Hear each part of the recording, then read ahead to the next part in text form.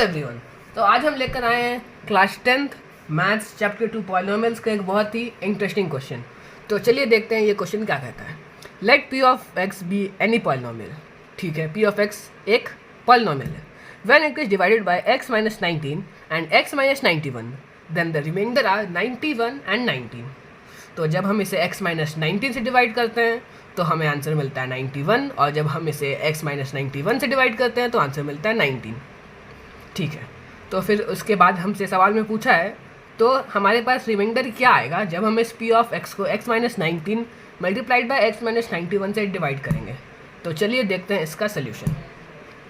तो जैसा क्वेश्चन में दिया हमने वैसा मान लिया। Let p of x be a polynomial.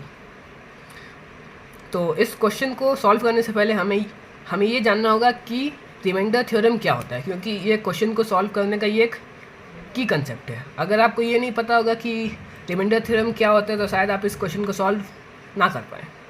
तो रिमाइंडर थ्योरम ये कहता है कि अगर पी ऑफ एक्स एक पॉलिनोमियल है और अगर हम उसे एक्स माइनस ए से डिवाइड करते हैं तो जब हम पी ऑफ ए निकालते हैं तो वो हमें रिमाइंडर देता है।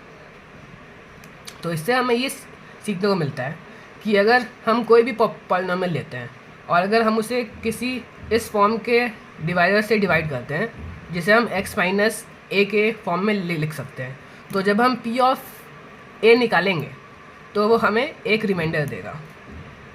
ठीक है, तो अब हम इस क्वेश्चन में आगे बढ़ते हैं। तो अगर हम p ऑफ x को x माइनस 19 से डिवाइड करेंगे तो फिर रिमाइंडर क्या आएगा।